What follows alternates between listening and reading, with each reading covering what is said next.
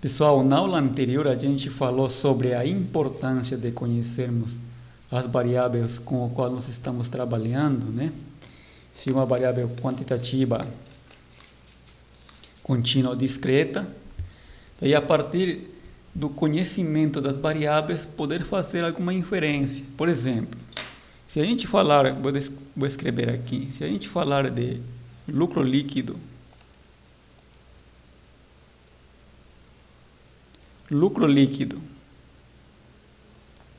e rentabilidade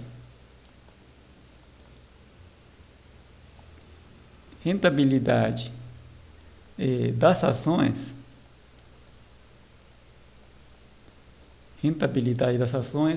a gente está falando de duas variáveis que são quantitativas contínuas, né?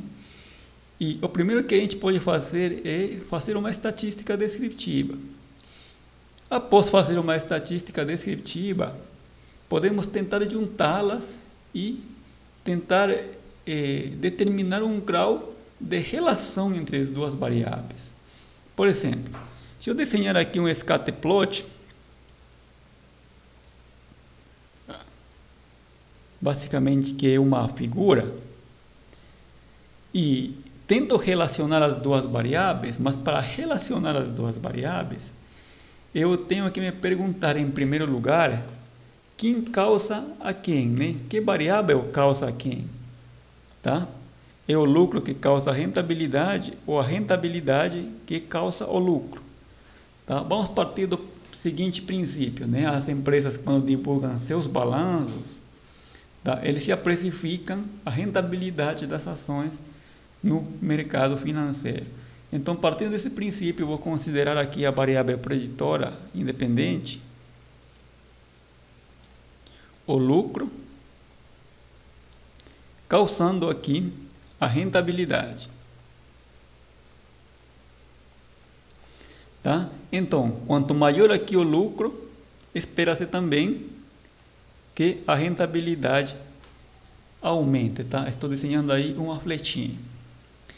E quando eu tento juntar as duas variáveis, né, vamos supor aqui que o scatterplot ele me indique o seguinte comportamento aqui dos pontos relacionando as duas variáveis.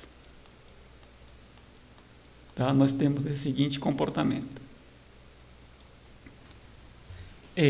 Uma métrica usual que podemos tomar como referência da literatura, quando falamos de grau de associação entre duas variáveis, é a correlação de Pearson. Vou escrever aqui, a correlação de Pearson.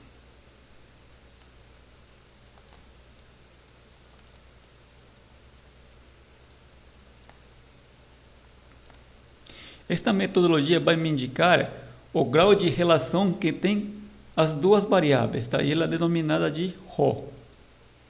Tá? Esse ρ é uma letra grega, tá? E a correlação de Pearson ela vai variar de -1 até 1. Tá? Vamos supor aqui o seguinte caso, que nós temos esse seguinte comportamento. Estamos relacionando aqui lucro e rentabilidade. E nós temos aqui o seguinte comportamento, uma linha decrescente. O que está me indicando? Enquanto o lucro aumenta, estou desenhando aí uma linha de azul, a rentabilidade diminui. Portanto, existe uma relação negativa, tá? A correlação é negativa. O valor do ρ de Pearson ele vai ser de -1 e vai se aproximar de 0. Tá? Agora, se nós temos esse seguinte comportamento, sempre relacionando lucro e rentabilidade, assim, uniforme, tá? O ρ ele vai ser igual a 0. Tá? Ou seja, vai indicar uma ausência de correlação. Tá? Enquanto o lucro aqui aumenta, a rentabilidade permanece constante, tá? Agora, se nós temos essa seguinte relação linear e crescente, ele vai me indicar o quê? Uma correlação positiva, tá? Enquanto, por exemplo, o lucro aqui aumenta, a rentabilidade também vai tender a aumentar, tá? Isso que a métrica da correlação de Pearson nos ajuda, tá? Para determinar o grau de relação que tem duas variáveis, tá? Mas não somente isso, tá? A gente pode fazer algumas predições. Por exemplo, voltando aqui para o Sketchplot, se nós observamos cada um dos pontos, tá? A priori já sabemos que existe uma relação linear positiva, tá? E aí eu posso desenhar aqui uma linha, tá? Eu poderia desenhar uma linha, vou colocar aqui uma linha em vermelho, aqui, poderia, né? Mas fica estranho, tá? Por que fica estranho? Porque meu instinto, ele me indica que eu tenho que ficar perto dos pontos, tá? Por que eu tenho que ficar perto dos pontos? Vou apagar aqui a linha em vermelho. Por que eu tenho que ficar perto dos pontos? Porque eu quero o quê? Errar menos, tá? Se eu quero predizir, por exemplo, em que medida o lucro pode explicar a rentabilidade, eu tenho que encontrar uma equação que me permita errar menos, tá? Por exemplo, ao desenhar essa linha, eu posso chamar, por exemplo, aqui, a este ponto daqui, que estou desenhando em vermelho, tá? De este. E essa diferença vai ser o erro, tá? Cada um dos pontos aqui em relação ao ponto em negrito vai ser o erro, tá? Eu estou querendo errar o menor possível quando tento explicar a variação do lucro em relação à rentabilidade.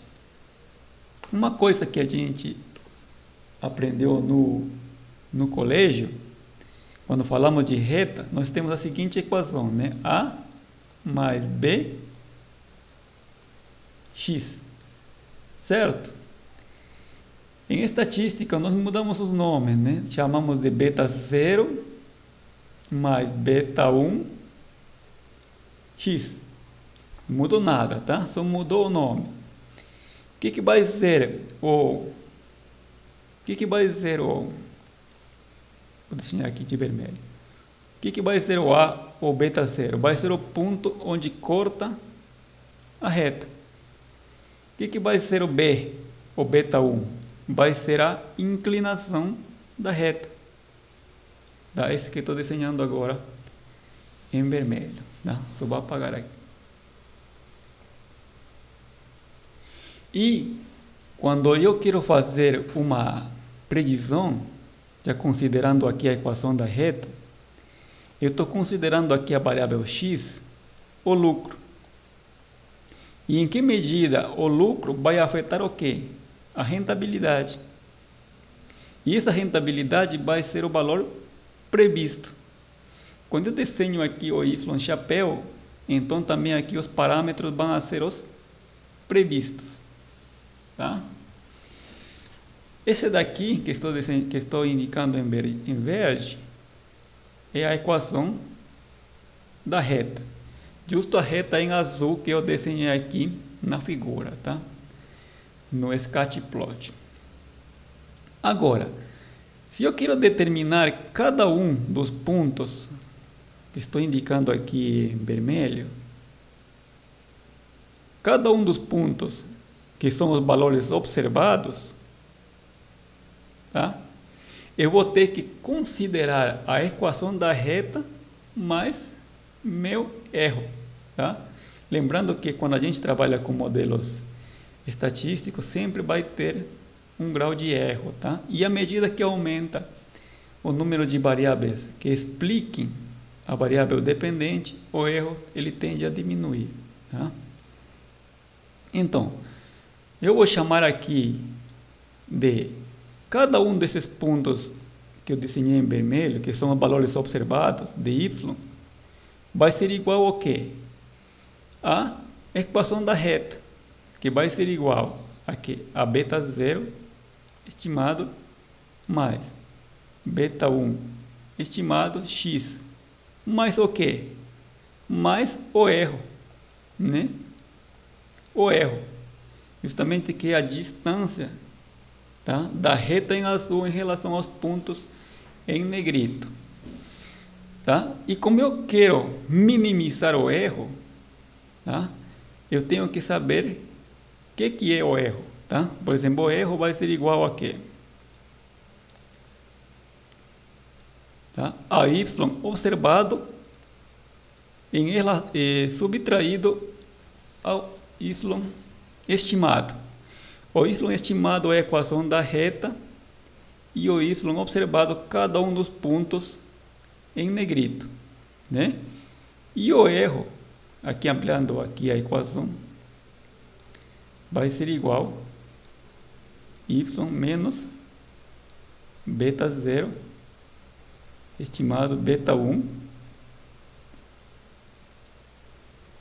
x, certo? Essa vai ser minha equação do erro. E como eu tento minimizar o erro para encontrar o melhor parâmetro mínimo que me permita fazer uma previsão sobre a causa do lucro em relação à rentabilidade, eu tenho que derivar em função de beta 0 e de beta 1. Vou colocar aqui a fórmula à direita. Tá? E a equação que vai me permitir determinar o melhor parâmetro em relação ao beta 0 e beta 1 vai ser beta 0 vai ser igual estimado vai ser igual a média de y subtraído ao beta 2 estimado multiplicado pela média. E o beta 1 estimado vai ser igual à somatória de x. Aqui vou fazer uma ordem aqui. Se for uma questão de estética, tá? Y, tá? Cada uma das observações que estamos analisando vezes xi, lembrando que são minúsculas, tá? Cada uma das observações dividido pela somatória de y quadrado. Essas duas equações daqui a gente vai utilizar, tá? Para determinar o beta, né?